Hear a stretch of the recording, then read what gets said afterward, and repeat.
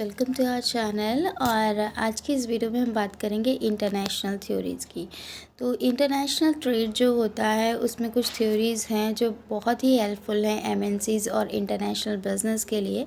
तो ये जो थ्योरीज़ हैं वो ऑलमोस्ट 7 थ्योरीज़ हैं जो वन बाय वन हम डिस्कस करेंगे। तो इस थ्योरी पे आते हैं हम कि ये जो इंटरनेशनल ट्रेड की जो थ्योरीज़ हैं क्या गाइडेंस प्रोवाइड करती हैं एमएनसीज़ और इंटरनेशनल बिजनेस को। और अगर इनके गाइडेंस के थ्रू अगर हमारा इंटरनेशनल ट्रेड होता है तो इससे क्या होगा कि इकोनॉमिक ग्रोथ होगी और कंट्रीज़ को बेनिफिट्स मिलेगा, जिसकी वजह से क्या होगा, स्टैंडर्ड ऑफ लिविंग इम्प्रूव होगा। तो जो बहुत ढेर सारी हमारे पास थ्योरीज़ हैं, पहले ही अभी मैंने बताया कि 7 थ्योरीज़ हैं। तो जो थ्योरीज़ हैं उनको हम डिस्कस करते हैं वन बाय वन। चलिए, तो पहले हम बात करते हैं मर्केंटाइलिज्म थ्योरी की। तो मर्केंटाइलिज्म थ्योरी हमारी क्या कहती है, देखिए भाई, इन्होंने इस थ्योरी में ये कहा मर्केंटाइलिज्म थ्योरी में कि भाई हम जो हमारी जो करेंसी इसमें हम यूज़ करेंगे वो कौन सी होगी, गोल्ड और silver. Gold and silver currency use की जाएगी और गोल्ड एंड सिल्वर करेंसी होगी। And the next one term is, इन्होंने 2 एग्जांपल्स दिए हैं, 2 कंट्रीज़ के एग्जांपल दिए हैं। First one is England and the next one is France. First one is England and the next one is France. तो इन्होंने ये कहा है कि भाई जहाँ पे एक्सपोर्ट ज़्यादा होगा, इनका कहने का मतलब है कि जहाँ पे एक्सपोर्ट ज़्यादा होगा वहाँ पे अगर कहीं किसी, जैसे फॉर एग्ज़ाम्पल इंग्लैंड में अगर हमारा एक्सपोर्ट होता है, इंग्लैंड कंट्री जो है वो क्या करती है, वो एक्सपोर्ट करती है। तो अगर इंग्लैंड में एक्सपोर्ट होता है तो क्या होगा, इंग्लैंड में एक्सपोर्ट होगा तो इंग्लैंड से एक्सपोर्ट होगा तो वहाँ पे क्या आएगा, गोल्ड और सिल्वर आएगा।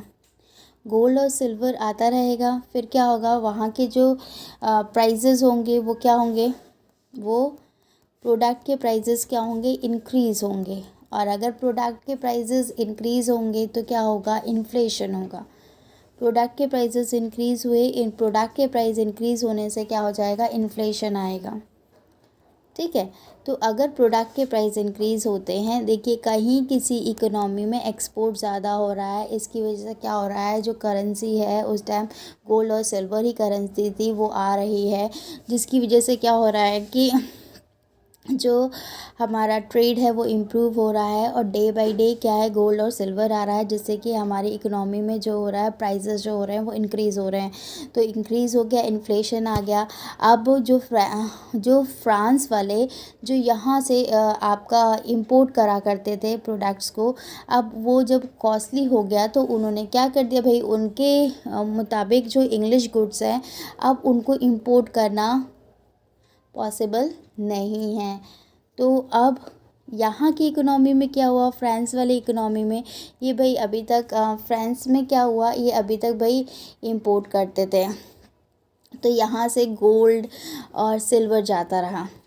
ठीक है, गोल्ड और सिल्वर जाता रहा तो यहाँ पे क्या हुआ, यहाँ पे जो गोल्ड और सिल्वर जाता रहा, ये लोग किस में हो गए, यहाँ की जो गुड्स के जो प्राइजेज़ हैं और यहाँ की जो मार्केट में जो प्राइजेज़ हैं वो क्या हो गए, रिड्यूस हो गए।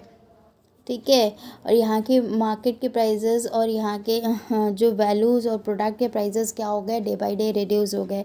तो जो अब इम्पोर्टर था वो एक्सपोर्टर बन गया, जो एक्सपोर्टर था वो इम्पोर्टर बन गया।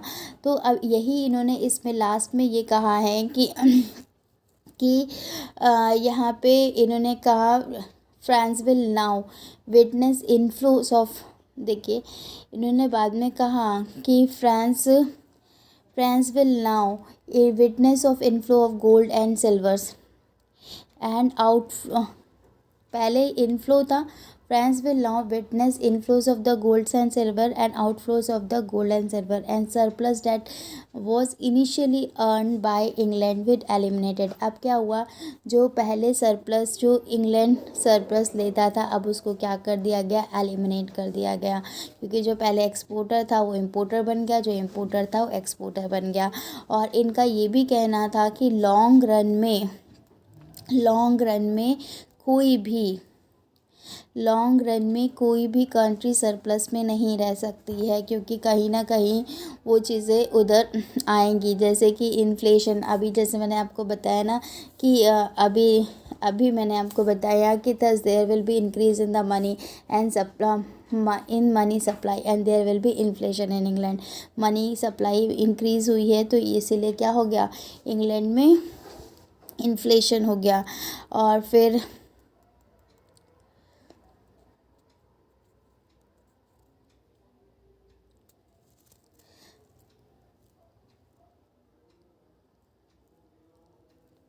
तो ये सेम सिचुएशन इधर हुई है, तो इसे हम क्या कहते हैं, मर्केंटाइलिज्म कहते हैं। अब नेक्स्ट आते हैं हम नेक्स्ट थ्योरी पे, थ्योरी ऑफ एब्सोल्यूट एडवांटेज। अब थ्योरी ऑफ एब्सोल्यूट एडवांटेज क्या कहती है भाई? थ्योरी ऑफ एब्सोल्यूट एडवांटेज ये कह रही है कि अब इसमें इन्होंने दो कंट्रीज़ के एग्जांपल दिए हैं। ये थ्योरी जो लेके आए थे वो एडम स्मिथ लेके आए थे, और उन्होंने मर्केंटाइलिज्म थ्योरी को टोटली क्रिटिसाइज़ किया था। उन्होंने ये कहा भाई कि आज के टाइम में भाई गोल्ड और सिल्वर को तिजोरियों में रखने वाला नहीं है कि हाँ यहाँ इंपोर्ट हो रहा है, यहाँ एक्सपोर्ट हो रहा था, अब इसको तिजोरियाँ अपनी भरते रहिए। आपके टाइम में क्या है कि हम अगर कंट्री के हम इंटरनेशनल ट्रेड कर रहे हैं तो उसे इम्पैक्ट होना चाहिए, उसे इम्पैक्ट पड़ना चाहिए कंट्री के स्टैंडर्ड ऑफ लिविंग पे और उनके पर कैपिटा इनकम पे। जो आपके जो सिटीजन्स हैं उनका पर कैपिटा इनकम बढ़ना चाहिए, तो इसलिए उन्होंने ये किया था। फिर इसमें एजम्पशंस में देख लीजिए, अगर हम इसके बात करते हैं इसके एजम्पशंस की, तो इसके एजम्पशंस में mostly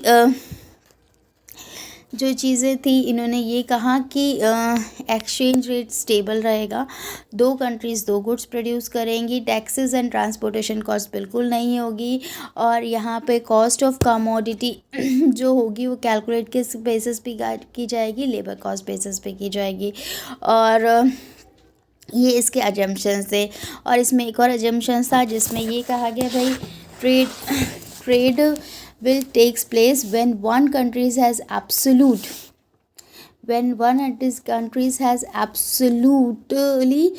low cost of production of one goods. तो इसमें इन्होंने कहा कि एक कंट्री का कम से कम एक गुड पे एक लो कॉस्ट ऑफ प्रोडक्शन होगा, मतलब प्रोडक्शन कॉस्ट उसकी कम आएगी। तो ये इसका अजम्पशन था। अब ये थ्योरी जो है सेम वही है। इन्होंने कहा भाई अगर देखो दो कंट्री हैं, एक हम इंडिया ले लेते हैं और एक यूके ले लेते हैं। अब इन्होंने कहा भाई कि अगर हम टी की बात करते हैं, चाय और राइस की बात करते हैं, तो अगर हम चाय और टी और राइस की बात करते हैं तो इसमें इन्होंने यही चीज़ इंक्लूड की है कि भाई अगर टी का प्रोडक्शन जहाँ अच्छा हो, जहाँ पे कॉस्ट ऑफ प्रोडक्शन कम आए, वहाँ से हम दूसरी कंट्री इंपोर्ट कर लेगी, और जहाँ पे कम होगा कॉस्ट ऑफ प्रोडक्शन, वीट और राइस फॉर एग्जांपल देख लीजिए, नहीं तो अभी आप कंफ्यूज हो जाएंगे। जैसे कि है अगर हम बात करते हैं राइस और टी की बात करते हैं, ठीक है, राइस और टी की बात करते हैं तो now come to this example. अब देखिए इन्होंने राइस और टी की बात की है, तो unit required to produce 1 ton of tea UK में कितना है, 10 है, और इंडिया में कितना है, 5 है। और सेम इधर unit required to produce 1 ton of rice UK में 4 है और इंडिया में 10 है। तो जाहिर सी बात है अगर हम टी की बात करते हैं तो टी में चाय में जो इंडिया में कम यूनिट लग रहा है प्रोड्यूस करने में, और आपका कम यूनिट रिसोर्स लग रहा है। और उसके बाद अगर राइस की बात कर रहे हैं तो यूके में कम लग रहा है, 4 यूनिट लग रहा है प्रोडक्शन में। तो ये रिसोर्स जो लग रहे हैं प्रोडक्शन में, तो इन्होंने ये कहा भैया तुम जिसमें ज़्यादा अच्छे हो, अगर इंडिया में टी ज़्यादा अच्छा है तो इंडिया वाले क्या करेंगे, इंडिया वाले ये एक्सपोर्ट कर देंगे और ये यहाँ पे इंपोर्ट यूके में इंपोर्ट हो जाएगा। और सेम अगर यूके का राइस अच्छा है तो क्या करेगा वो, राइस में कम यूनिट ऑफ प्रोडक्शन आ रहा है तो क्या करेगा, राइस को एक्सपोर्ट कर देगा और इंडिया वाले इसको इंपोर्ट कर लेंगे। तो ये है आपका theory of absolute advantages, theory of absolute advantage यही कह रही है भाई, जहाँ पे आप अच्छे प्रोड्यूस कर रहे हो वहाँ पे आप प्रोडक्शन करिए, और जहाँ पे आपका ज़्यादा यूनिट ऑफ रिसोर्सेज लग रहा है वहाँ पे आप मत प्रोड्यूस करिए, वहाँ दूसरी कंट्री से आप इंपोर्ट कर लीजिए। इनका यही कहना था। अब इसका ड्रॉबैक्स देख लेते हैं। इसका ड्रॉबैक्स क्या कहते हैं। This theory does not take into the consideration of cost of transporting good when they sold in international market। अब इन्होंने ये कह दिया भाई कि ट्रांसपोर्टेशन कॉस्ट इन्होंने इंक्लूड नहीं की। It assumes that exchange rate are stable. अब एक्सचेंज रेट को इन्होंने स्टेबल कर दिया है, और फिर उसके बाद ये कह रहे हैं कि लेबर कॉस्ट भी सेम रहेगी, they can switch on, same रहेगी। अगर दूसरे गुड्स में भी हम स्विच ओवर होते हैं, मतलब दूसरे गुड्स में भी हम अच्छे होते हैं, बेस्ट एब्सोल्यूट एडवांटेज मिलता है, तो लेबर कॉस्ट हमारी सेम रहेगी। तो इनका ये ड्रॉबैक्स था।